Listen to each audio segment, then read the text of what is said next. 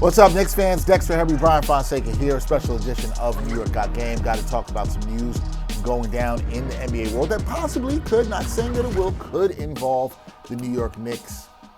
Hopefully sooner for some fans, maybe later, don't know. But news coming down today that Giannis Antetokounmpo has started talking.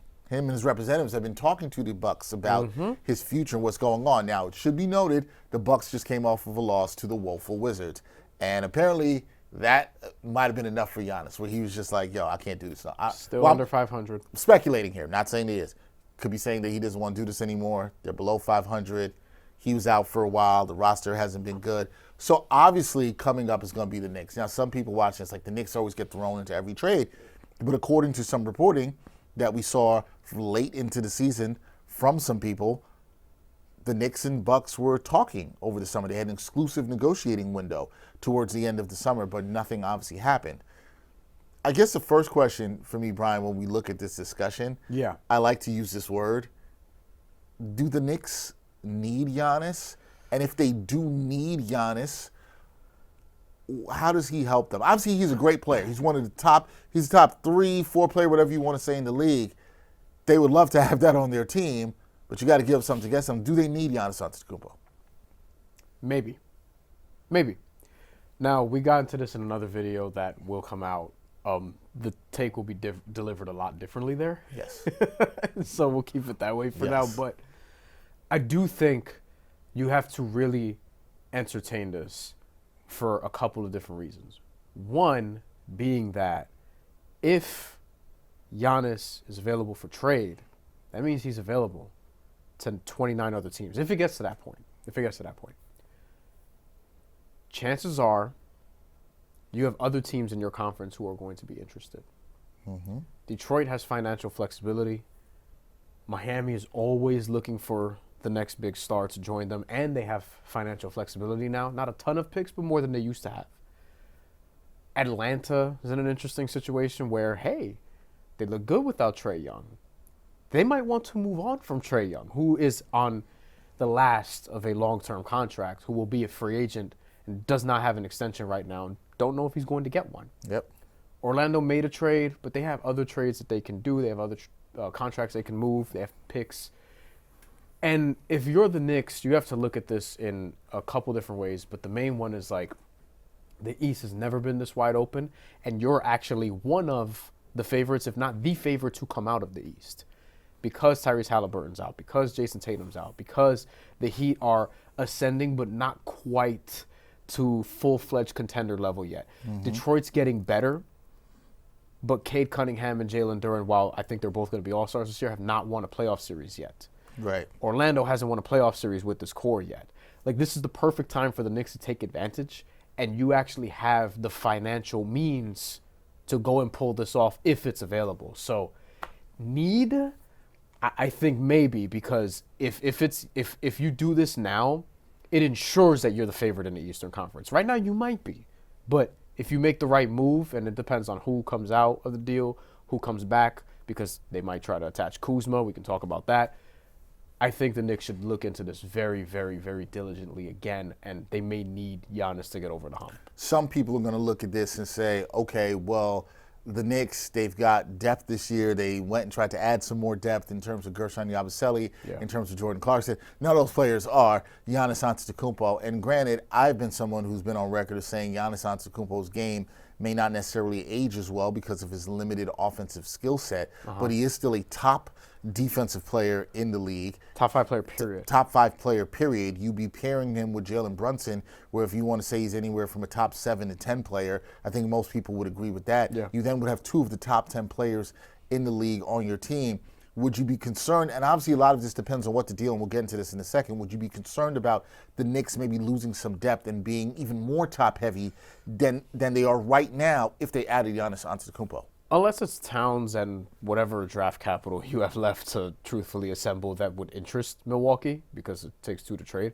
But I do think that if you're the Knicks, and if you're in this situation, because I don't disagree. I think Cat's game may age better than Giannis's, and also he hasn't been in the league as long.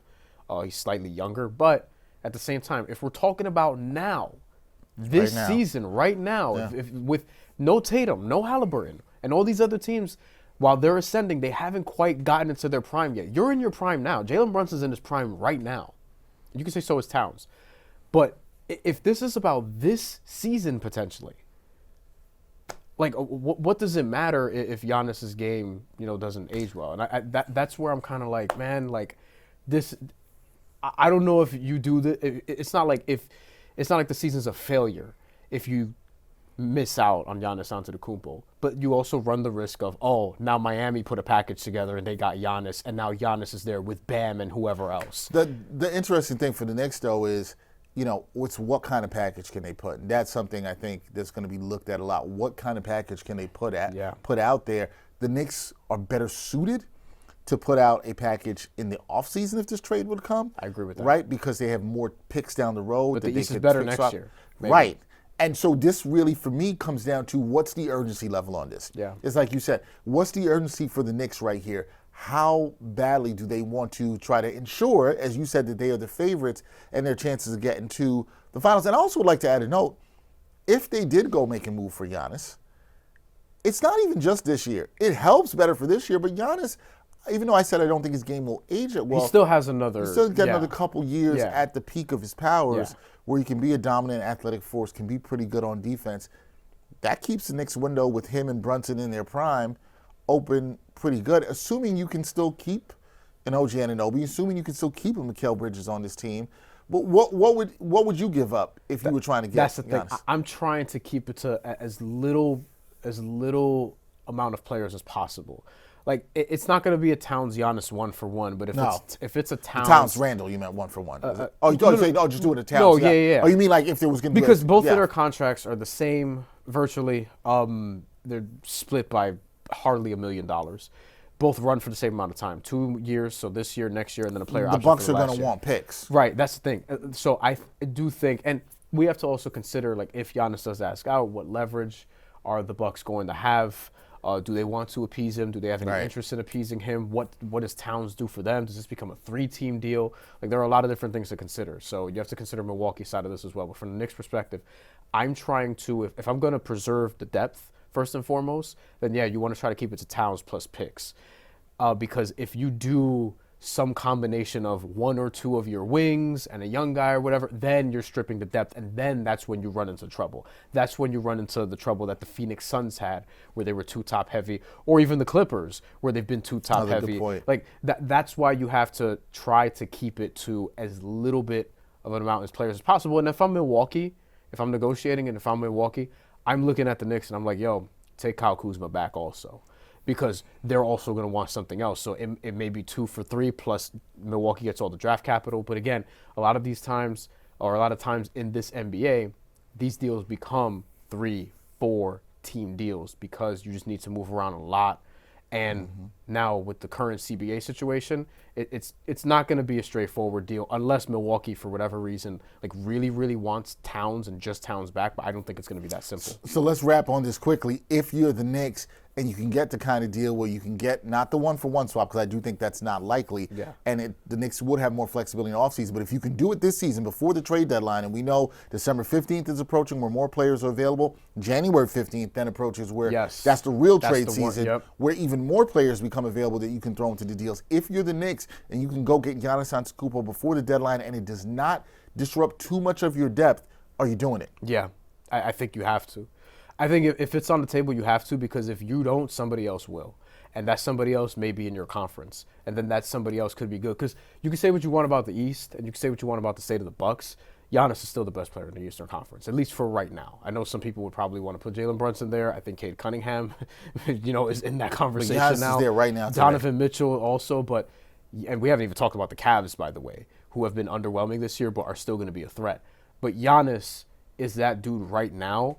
And if listen, we've talked about him potentially wanting to be in New York, like the potential of that happening. And even Brian Lewis told us, like, yo, he has businesses in New York. A lot of people have businesses in New York. But at the same time, he recognizes the market. He recognizes the importance here. Like, if it's on the table and if he wants to go to you, yeah, you have to make that happen. And you kind of owe it to Jalen Brunson to give him that kind of a running mate. It will be a good running mate for Jalen Brunson. We'll see how that all plays out. Interesting news around Giannis Antetokounmpo. We'll have much more to talk about here on New York Got Game about Giannis's possibilities of the Knicks trading for him, if any of that will happen, and maybe some other moves that the Knicks could make. He's Bryan Fonseca. I'm Dexter Henry. We'll catch you next time on New York Got Game. And thanks for watching New York Got Game. Boom shakalaka.